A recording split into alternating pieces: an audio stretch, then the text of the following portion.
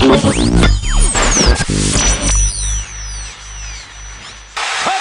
Pittsburgh!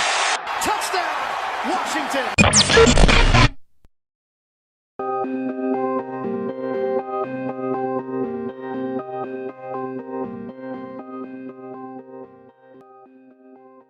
What's going on, ladies and gentlemen? Welcome to a brand new episode of the Steelskin Show, a show hosted by one diehard Pittsburgh Steelers fan and one diehard Washington Redskins fan from game recaps, game previews, news headlines, analysis, opinions, and made-up stuff in the offseason because there's nothing to talk about right now. We have got you covered on all things Pittsburgh Steelers and Washington Redskins. My name is Patrick, and I'm the voice of the Pittsburgh Steelers here on the show. And I'm Chris, voice of the Washington Redskins. Hey, bud. How's it going? How you doing, man? Good. It's good to see you. I'll see you.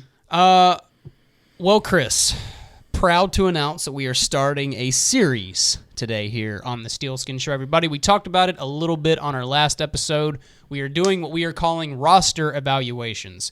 We are officially in that horrible time of football from the end of minicamp to the beginning of training camp. It's a long, 6 weeks? And during this time, there's absolutely nothing to talk about. The NFL Network makes up stuff. For example, Gil Brandt, the NFL Network, decided to say Ezekiel Elliott was the 26th best running back in NFL history this week. This is the time. This is the horrible time period we're in right now. Dak Prescott was put number 14 on the NFL's top 100. So does anybody watch that? I guess some people. I don't watch it. I mean, I check it just to see what they've said, but I don't consider them to be like the authors and finishers of, anything. I mean, I didn't take that list I don't take that list as seriously as some people do. But yes, ladies and gentlemen, that's an example of the dead period that we're in. But Chris and I, what we thought we would do in this time period is do something called roster evaluations. Basically, each week we are going to take a specific position group on the Steelers and Redskins. Talk about the guys we have at this position group. Talk about guys that have a good shot at making the team, guys who are going to have to ball out in training camp and preseason in order to make the team, guys who may be on the bubble, just that kind of thing. Again, kind of like we said last week, this is not a 53-man roster projection. It's just sort of a good in-depth analysis at who we have on our rosters right now. And obviously, it's subject to change. You could get into training camp and a player could get, a season-ending, Achilles injury or something like that. I mean, you edit as you go along if something happens. But basically, we're looking at the guys we have right now, talking about them, talking about their chances, talking about our draft picks, how they're going to affect the roster, et cetera, that kind of thing. So, this week on episode 1 of episode 51, episode 1, this is episode 51, but this is episode 1 of roster evaluations, starting with defensive backs. We figured we'd start with defense and work our way to offense. We're starting with cornerbacks and safeties. Chris, we will start with the Washington Redskins. I'll turn the floor over to you, but I'm interested to see what you have to say about you guys defensive backs because it's kind of interesting going into the NFL draft for you guys. I felt like you guys were already pretty good. Well, maybe good's not the right word, but I felt like you guys already had a lot of players at defensive backs. And you guys kind of shocked me by going out and drafting Fabian Moreau. Later on in the draft, I believe you drafted a safety. Did you get a safety as well? It was like the 5th round? Yeah, Monte Nicholson. Yeah, so... in the 4th round. Yeah, so, I mean, I guess what I'm trying to say is you guys are pretty loaded right now at defensive backs. So just talk to me. Floor is yours. What are you thinking? Yeah, there's a lot less intrigue at cornerback, in my opinion. Okay. But safety's kind of where it's hopping, so that's where I'll start. All right. The starters, I think, are the plan is for DJ Swearinger and Sua Cravens to start the season. Right. Sua Cravens will be the starting strong safety, and Swearinger will be the starting free safety. I'll say right up front that this is the best starting two, at least on paper, that we've had in more than 10 years. Okay. I don't know how they're going to work out. I don't know how Sua Cravens will transition. I don't know how DJ Swearinger will do at full time at free safety. Right. But at least on paper, I feel a lot better about where we're at because I feel like for the last 4 or 5 years, we've just thrown a bunch of guys in a bag, shook it up, and see who fell out first. Now, who? I'm kind of confused. Who did you? I remember you had D'Angelo Hall, but then he got injured. Who did you guys have at strong and free safety last season? It was a hodgepodge. Yeah, I remember it was all over the place. We started with David Bruton. Yeah, David Bruton. That's right. From Denver. The year before that, we went Jerron Johnson from Seattle. Mm-hmm. Tried to make those two guys work. Just didn't happen. So we've had just a revolving door of guys.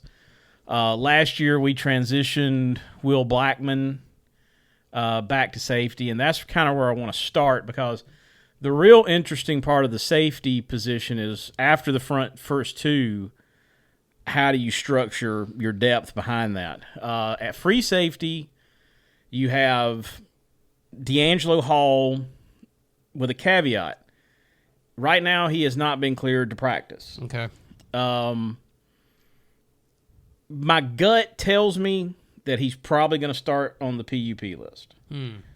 Is that dealing with the same injury as last season? Well, he tore his ACL last year. Right. After the Achilles from the year before. So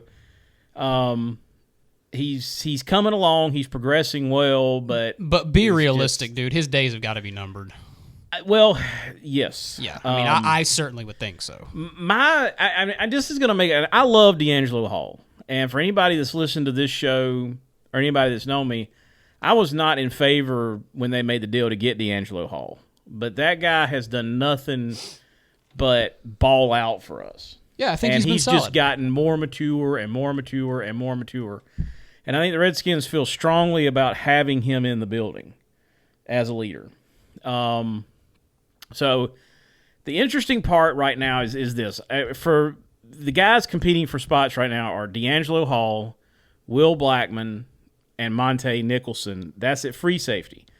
Strong safety is a little more cut and dried because I think DeShazer Everett is the guy. Oh, I forgot about him. That's going to back up Sua Cravens. And DeShazer Everett has a skill set that endears him to coaches, and that is he's a demon on special teams. Mm-hmm. So anytime you can be a two-way guy, it's great, yeah, especially in the secondary. Everett last year I felt like should have gotten more playing time. There were times last year that he flashed, and I always wondered what stopped him from getting more reps, as bad as we were at safety. So I think he's got the inside track to be the second strong safety. The key question for me is whether the Redskins are going to keep 5 or 6. I don't think they're going to keep 6 safeties. I think they'll keep 5, and I think they'll probably put off the D'Angelo Hall. One easy way to do that is the PUP, because it's 6 weeks before. And you then have to just deal activate with it. him when he's right. And then you make a call. Is he healthy enough to play? Can he contribute? And then you start shuffling the roster. Yeah. If need be. The two guys that I think will end up making the team out of camp will be Will Blackman and Monte Nicholson. Will Blackman, again, is another guy that gives you a lot of versatility because he's a corner. Yeah. And he's a slot corner. Right. And who can actually play outside if need be. Sure. Will Blackman said something very interesting a couple of weeks ago. He said this year, right now, during the OTAs and the minicamps, he feels like he's finally getting coached on how to play the safety position. He feels like he's finally getting taught how to do it. Right. And it's really a jab at last year's coaching staff. Yeah. Because they wanted, it sounds so easy. Every year, you hear, oh, just make that corner. Maybe he's washed up. Let's go stick him at safety. Oh, yeah. I hate it when people say stuff like that. It's one of the things that just grates on my nerves because everybody thinks that you can just do that. Nope. And I can only think of 2 guys in my lifetime. In my 40 years, almost 40 years of watching football. Was it 40 years? Almost 40 years. Whoa. Of watching the NFL. Bro. Ronnie Lott, transitioned from corner to safety. Yeah. And Rod Woodson. Yeah. And when I say that, I'm talking 2 guys that went from playing corner to being just as dominant at safety as they were at corner. I can only think of 2 guys. Mm-hmm. Now, if somebody else can throw a couple of names at me, please do, because I just can't think of any off the top of my head. Sean Davis, Steelers. He's nowhere near on that list of guys. I'm just saying he played corner and safety. Just got to get that Steelers bias in there a little bit. but no, you're 100% right. I'm talking about playing it at a high level. Absolutely. Yes. Not a wish he could play at a high level. Yeah. Not maybe he could play at a high level, but did play at a high level. And you made such a good point, dude, because every year, I mean, right now it's we just moved William Gay to safety, and it's like, oh my gosh, like no, it's not that simple. And well, again, your landmarks are different. Your depth is so crucial at safety. Yes. How you align yourself with respect to what defense you're playing. It's just coaches have to be aware of what your liabilities, what your abilities are, what your liabilities are. That's a good point. I remember Jim Haslett constantly wanting our old safeties, and I can't remember. We just had such a revolving door at safety, but I can remember him trying to get these older guys to cheat up to the line and then all of a sudden rush back and somehow get enough depth to play cover 3. And we were just constantly getting toasted like that. Yeah. So, yes, you can want to all you want. Yeah, but the reality is different. Right. So, I think Will Blackman makes it in there. Another thing Will Blackman has is the ability to return kicks. If you have an emergency, which hopefully we won't, but if you did have an emergency, he can return kicks. You got that if you need it, yeah. So I just think versatility keeps him on the roster. I think he'll back up at free safety. Because if you had a problem and you had to have him play in the slot, he could do that. Right. So I like what he would bring. Monte Nicholson was drafted in the 4th round, and generally speaking, 4th-round picks make teams. Yeah. Generally speaking. Yeah, I agree. You don't draft 4th-rounders to cut them. Yeah, that's a good point. So Monte Nicholson comes with a really big upside, but he comes with a lot of work to do. Well, yeah, because I remember you saying verbatim on our draft recap show that this was, I mean, you gave the Redskins draft class an A overall, but I remember you specifically saying that was your least favorite of the draft picks. Where they drafted him, I was kind of surprised. But when you went back and looked at a lot of draft nicks, most people had him pegged as a 5th-round pick. And they picked him with their 2nd pick in the 4th round. So they picked him towards the end of the 4th. So I can't really say that it was a reach because this guy has the size. He's got the athletic ability and the speed. He's got all these great physical traits. Sure. He's just got to learn to play the position at this level. He's a raw athlete. But there's nothing wrong with having depth that needs developing on your roster. No, it's never nothing a bad wrong thing. at all. DJ Swearinger is on a 3-year contract, but at any point, this was not a massive contract that they signed him to, and they can get out of it for fairly reasonably if they have to. Right. So my guess is if Monte Nicholson can be productive on teams, on special teams, then I feel like he's got a decent shot to make this team. Well, so those are the 5 guys.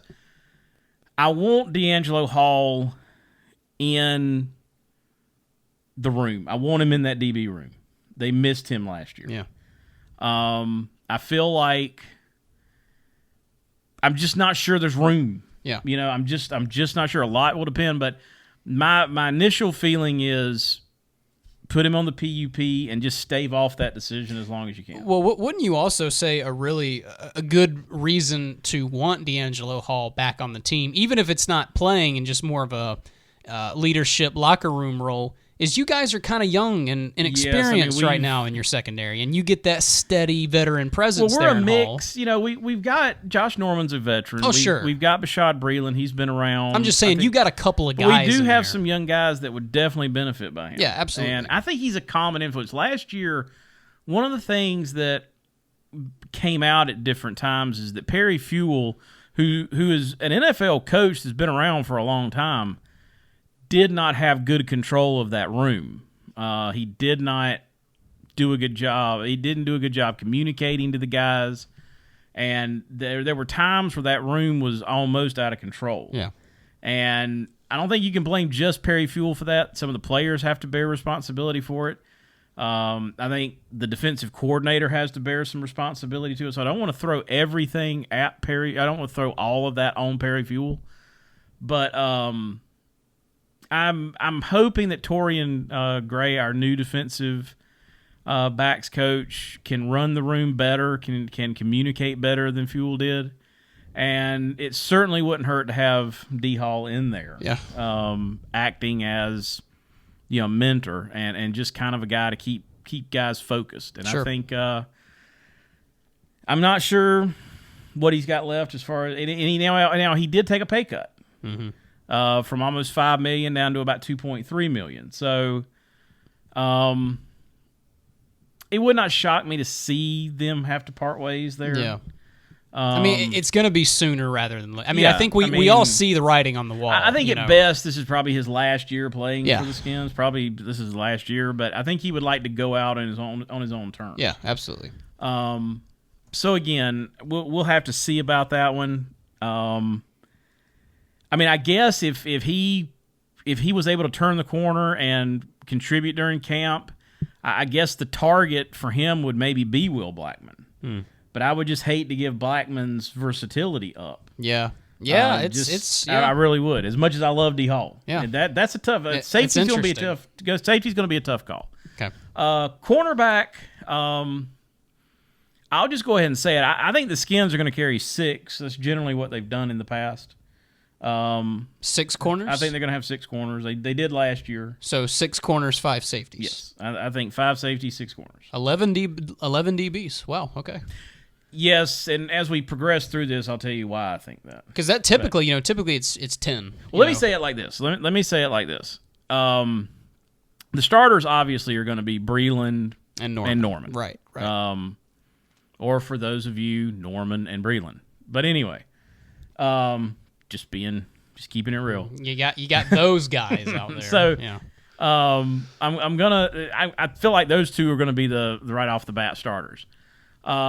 Inside, I think it's probably going to be Kendall Fuller to start the season. I think those are the first 3 off the bat. I think the next guy that still we're keeping an eye. We still want to see big things from is Quentin Dunbar, and he's got length, he's got functional speed, and he makes a play every now and again. So I don't have a problem with Quentin Dunbar being a backup. Now is he more of a slot guy, more of an outside? No, he's outside. Guy? Okay, he's outside corner. Okay, so although I feel like here's what I've always felt about Quentin Dunbar. He is much better in a short area. When I say a short area, I'm talking about defending slants, hitches, right? In kind of that muddy area where a DB is maybe in press man type coverage and can get his body, get his arms really involved. I don't think he functions well down the field. So you'd say he's more of an outside corner with some slot leaning. Yeah, tendencies. I mean, I'm not sure you'd want to bump him inside. Yeah, sure. But my feeling is that he'll end up making the roster. I mean, if I just had to give you a guess, they've invested a lot of time in him, and I don't think they're just going to turn him loose. Okay, so in light of everything that you've said so far, now I'm troubled. What do you do with Fabian Moreau then? I mean, Fabian Moreau. Well, that was the next thing. Fabian Moreau is going to be interesting because there are more than a few people that feel like he's a candidate to start the season on the PUP list because of the torn pec. Yeah, and that was one of the knocks on him in the coming out of the draft. We're going to wait on him. I will tell you this. And this is why I say the Redskins will keep 6 because I feel like the Redskins made a mistake last year, and we all kind of bought in. They turned Kendall Fuller, they stuck him out in the slot last year way too early. Way too early. He wasn't completely healed from microfracture surgery, but I think everybody was surprised about how far along he was.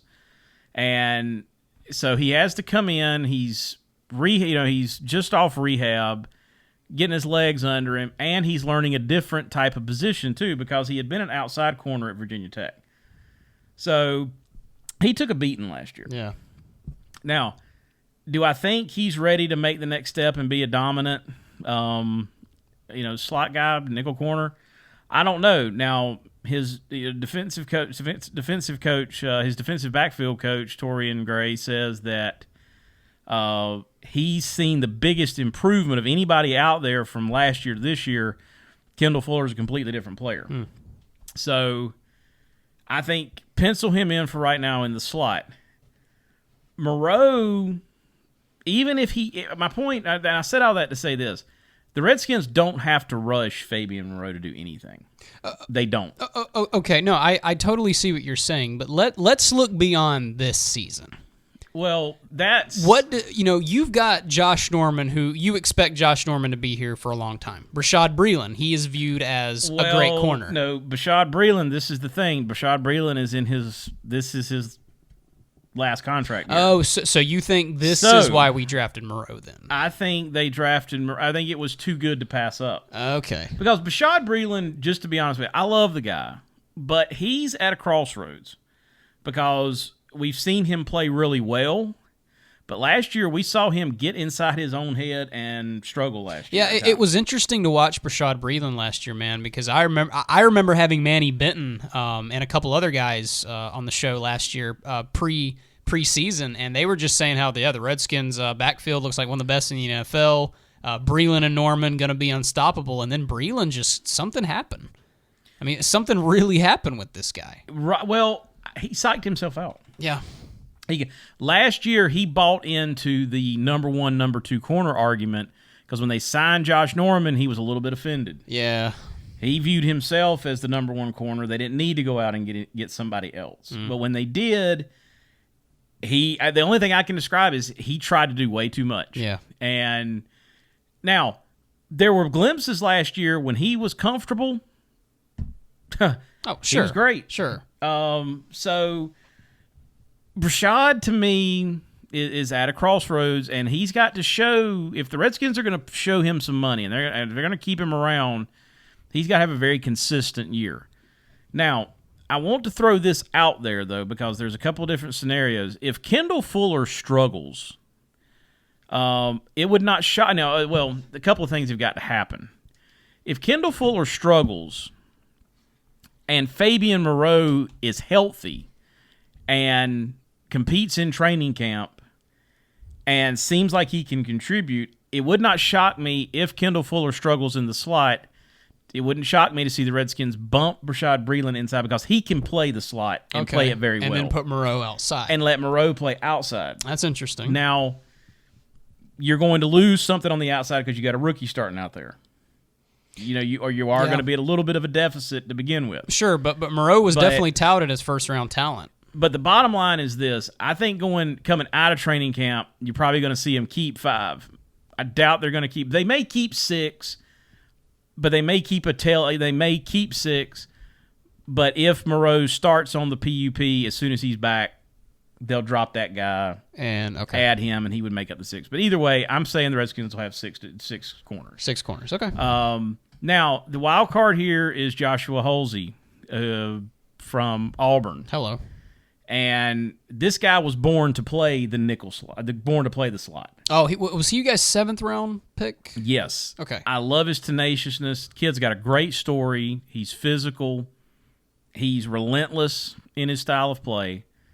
And I think he's got a great shot to make this roster. Wow, okay. I really do. Bold. Because, again, he's a natural inside corner. Not somebody you're going to see on the outside. Right. So I say him, Kendall Fuller going to man the inside, and then you'll have Quentin Dunbar, Josh Norman, Fabian Moreau, Rashad Breeland on the outside. Okay. That's my thought going into camp with it. Interesting. Again, as you said on the intro, things change. Yeah. Injuries cause things to change. Guys doing terrible. So, I mean, yeah, it's training camp. This is why we're stressing to you guys that this is not a 53-man roster projection right now. And there's still so much. The other thing is I didn't go in depth roster-wise because there are guys on here that are going to be camp legs, yeah.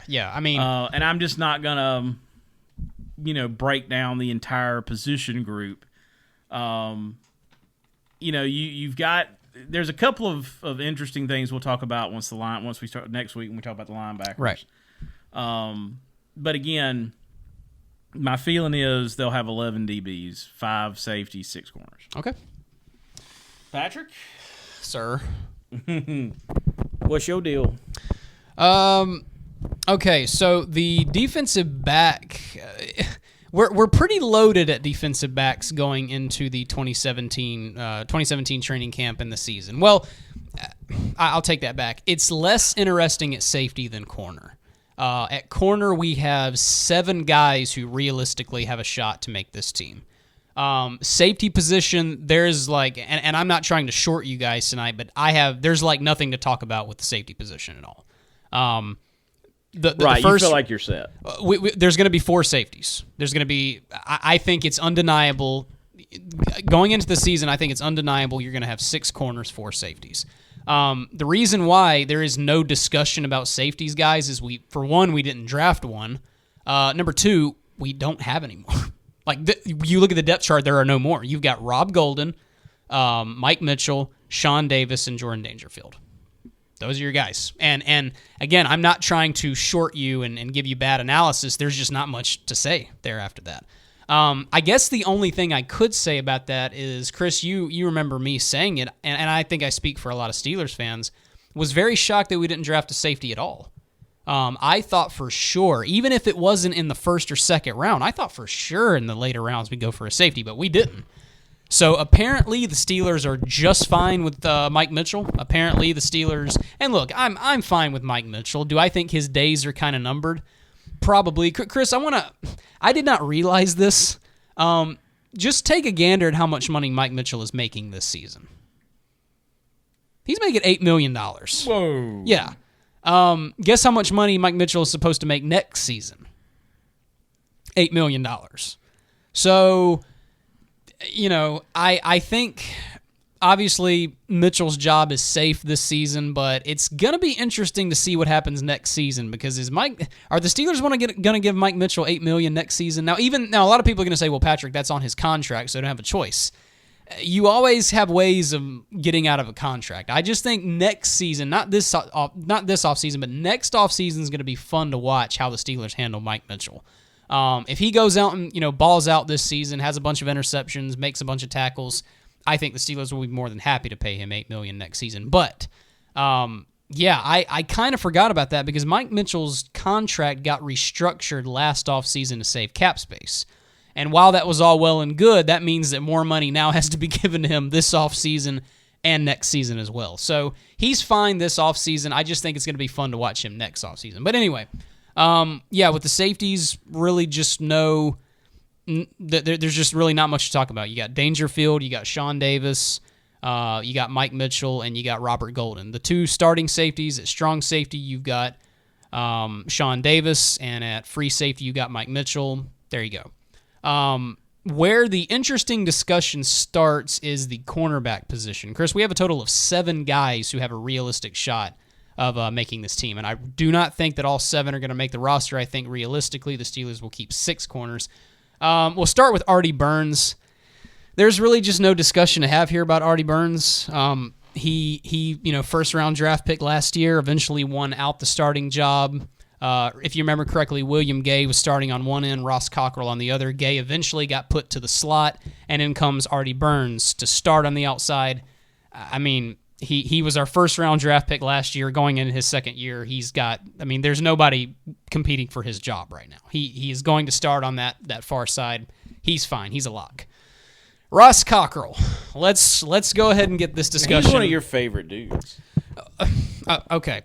Well, I guess I'll start by saying this. Ladies and gentlemen, he has a painting of Ross Cockrell that he's too scared to put up. It's in my bathroom. It's hand-painted. Yeah. It's a Bob Ross style painting. I'm representing Bob Ross. I just noticed that. Yeah. Yeah. We don't make mistakes on this show. We just make happy little accidents. Did you ever watch? Oh, I still do. It's on Netflix. It's on Netflix, dude. All the seasons are on Netflix. What? Yeah. Chris knows what he's doing when he gets home. Yeah. Dude, I'm gonna binge it. Yeah. I used to as a kid, man. I'd park summer and winter. You got the summer portraits and you got the winter portraits. I would Good park and watch that on PBS. Man. There was nothing on a rainy day. Dude, if I'm having trouble going to bed at night, pop in a little Bob Ross on Netflix. Well, here was the thing, man. Unless like both my grandmas, if we were staying at either grandma's house growing up, if you didn't want to watch, I mean, if you were going to plop in front of the TV there between the hours of 12:30 and 4, You're watching soap operas. You better love General Hospital or Guiding Light because it was coming. And be honest, dude, you fell in love with it, didn't you? I did. I did get hooked on the Guiding Light. Okay. Don't judge me. I'm not judging you. Anyway, before I got hooked on the Guiding Light, which that's what Mama Garrison loved. I'd go in there to one of the bedrooms and watch him paint, man. Yeah. It was awesome. He was the man. Still is. Well, actually, he's passed away. But yeah, I'm so happy. Kudos to Netflix for putting that stuff back on, man. Good stuff, This guy, he is timeless. He never needs to die out. But anyway, Ross Cockrell. So I'm just going to go ahead and say it, guys, and you can kick, you can fight, you can punch, you can scream. Ross Cockrell's a lock to make this team. He is making this team, and not only is he a lock to make this team, he's starting on that other end. Let me ask you this, Patrick. You go ahead and cry. Go ahead and punch your wall, Steelers fans. That's the way it is. Do you feel about him the way most Redskins feel about Ryan Grant, and that is after the nuclear apocalypse comes, he'll still be there. The only thing left will be Ross Cockrell, Ryan Grant, and cockroaches. Reed Dowdy. Reed Dowdy, who used to play safety for the Redskins, will be there, too. He'll still be there, too. Yeah, he'll be kicking. Yeah. I mean, no, I don't, because I value Ross Cockrell a little more than that. I don't have that low opinion of him. Guys, look, I'm going to be very honest about Ross Cockrell.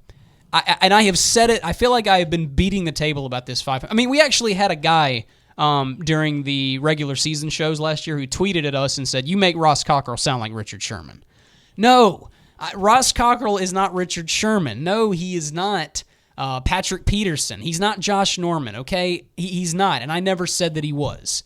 But guys, get off of a blog. Get off of Twitter. Get off of the Facebook comments and stick your nose in film. So much of what we do here on this show, Chris, is we have to watch a lot of film. Now, I'm not gonna hype myself up to be the greatest film watcher known to mankind, because I'm certainly not. But a lot of what we do here on the Steelskin Show is watch a lot of film. Guys, get your face in the tape, as they'd say, and watch this guy. Watch this guy. And I've been saying it a lot. Watch his first season with the Steelers, and then watch last year. If you didn't see growth, you're blind. The coverage got tighter. He got more physical. He used his hands more, sometimes probably a little too much because there was a lot of pass interference calls last season. But Ross Cockrell improved. Dang it. He got better. Now, I'm also a very honest person. Chris, we had the little drama a couple months back about Ross Cockrell. So he was a restricted free agent. He was offered a tender back in March that would have paid him $1.79 million on a 1-year deal.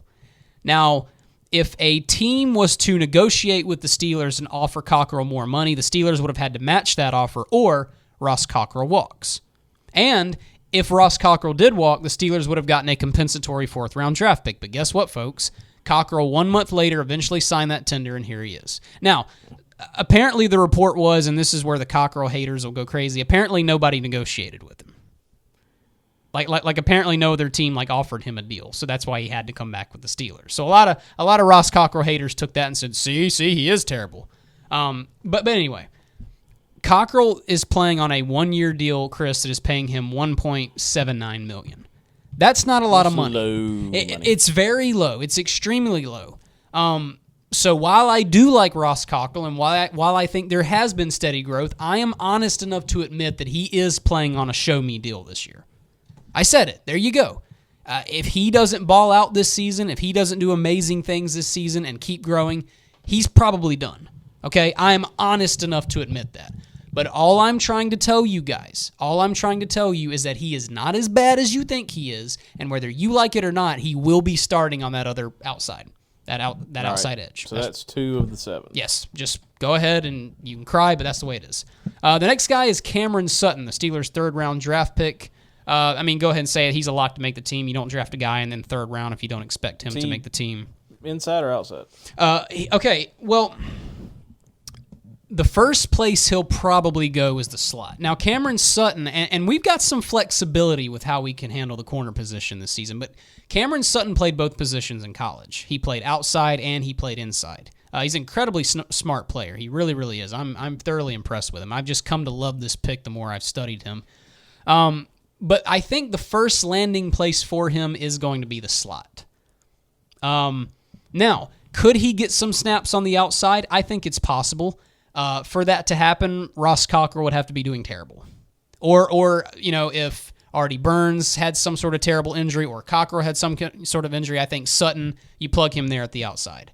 But realistically, I think the first stop he's going to make is the slot. Now, let's just say that, Cockrell doesn't have a great season, and we come to next year, we boot him off the team. Maybe Sutton moves to outside corner at that point. I don't know. But the first place he's going to go is the slot, I think. But yes, he is 100% locked to make the team. Now, Chris, if Cameron Sutton is going to get immediate time in the slot, which I believe he will, that means bad news for one William Gay. William Gay, guys, I do not say this with optimism. I don't say this with happiness. I say this with a lot of regret and a lot of remorse. William Gay's days are numbered in Pittsburgh. The first thing to look at, guys, is he is 32 years old. He's going to be 33 in not too terribly long. And I think we know how the Steelers typically have tended to handle defensive backs who start getting up in their 30s. Just ask Troy Polamalu. They tend to not want to do that too much. I think the other reason why the writing is on the wall for William Gay is his contract. Now, he did sign a contract that he's on the roster until 2019, which then he'll be an unrestricted free agent. But the Steelers could very, very easily get out of his contract both this season and next season as well. The other reason why I think Gay's days are numbered is you just look at depth and you look at who we've signed. You've got Cameron Sutton. We drafted him in the 3rd round. Brian Allen, who we'll get to him in just a second, but 5th round pick, who I think the Steelers do have some big plans for. I just think the writing is a lot like D'Angelo Hall. I think the writing is all over the wall that William Gay's days are numbered.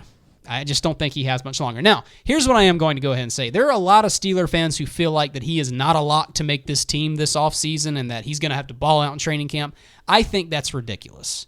I think that is absolutely ridiculous. Very much like you said with D'Angelo Hall, you want that veteran presence in William Gay. Yeah. The other thing to think about, guys, is think about how stupid it would be to get rid of William Gay this offseason. You've got a guy in William Gay that can play both outside and in the slot. Extremely versatile corner.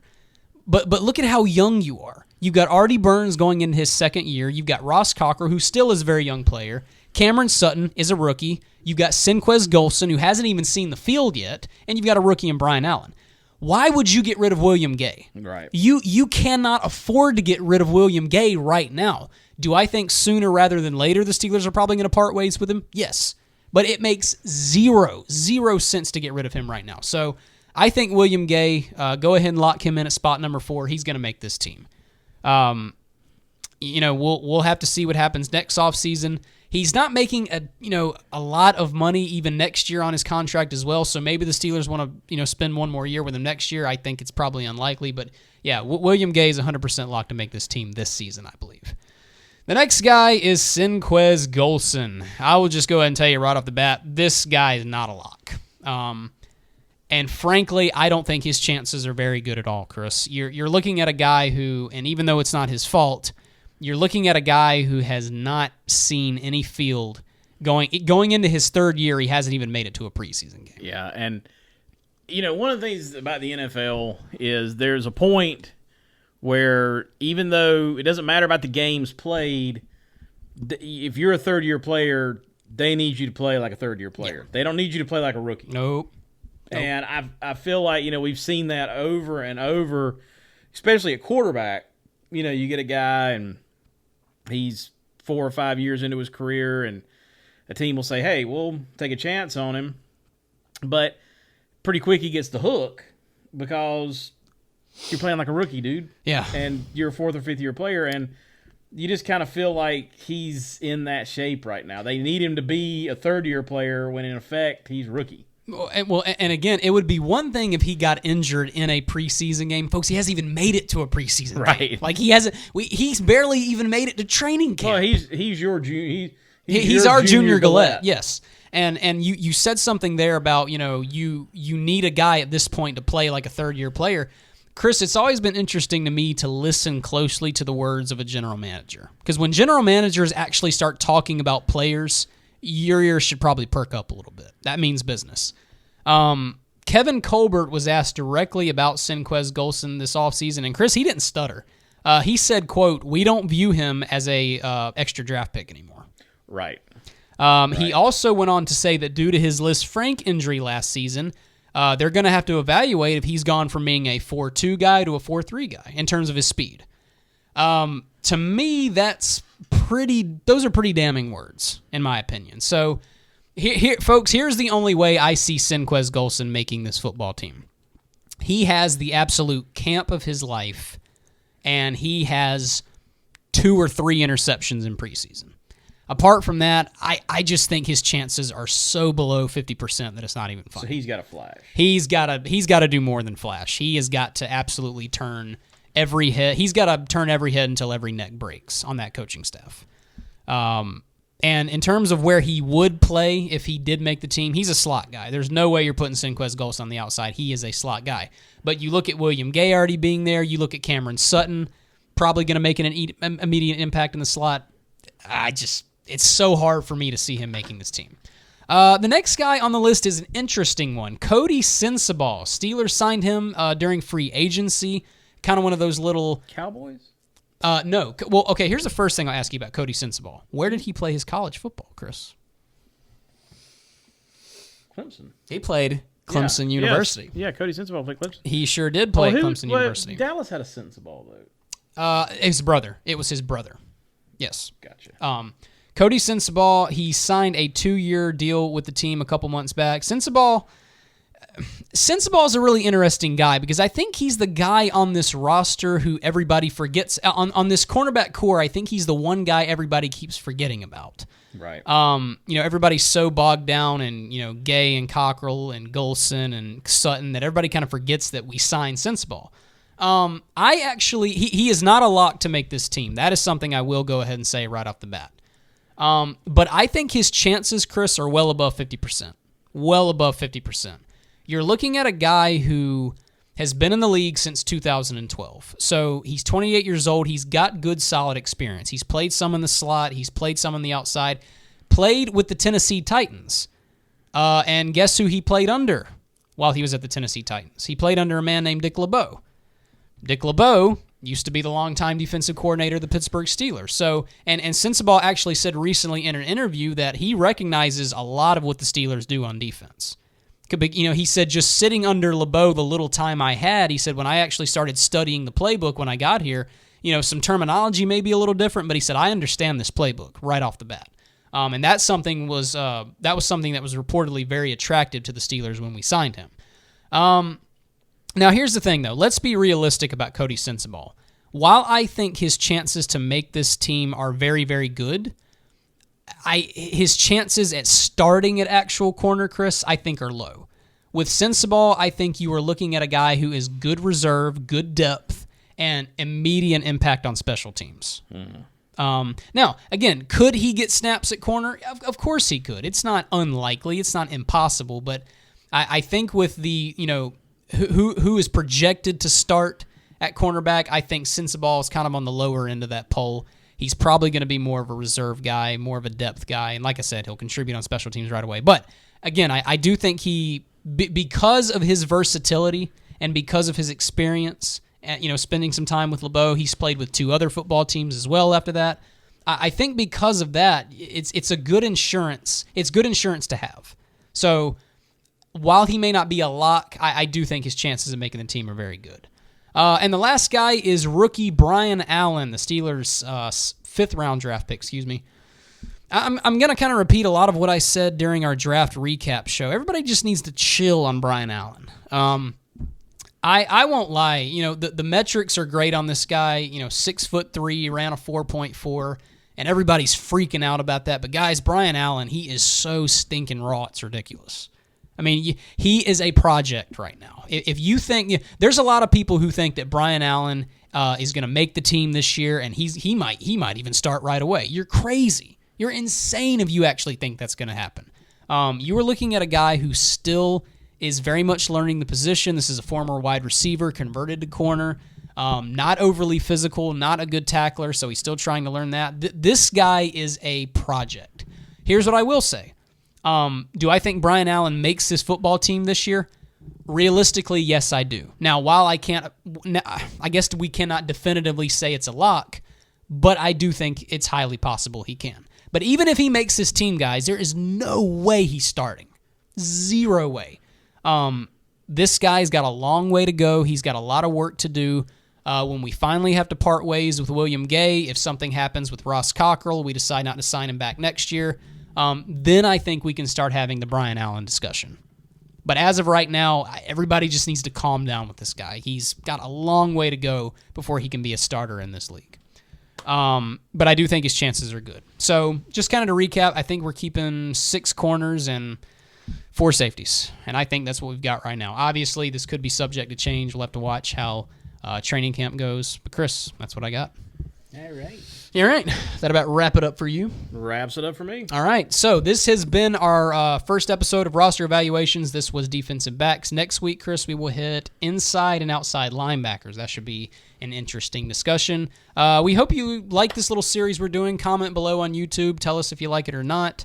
You can follow us on Twitter. We are at Steelskin Show. You can follow me. I'm at P_Garrison. Follow this man right here. He is at CGLSKSC. Make sure you like the show on Facebook, facebook.com/Steelskin Show. iTunes, if you're listening on iTunes, please subscribe and please rate the show. That's really, really going to help us out. Very important. And YouTube. You guys know how YouTube works. Watch the videos, comment, and most importantly, subscribe. Chris, I don't want to talk anymore. I think I'm done. You done? I'm done. I'm talking All right. out. Guys, we will see you next week.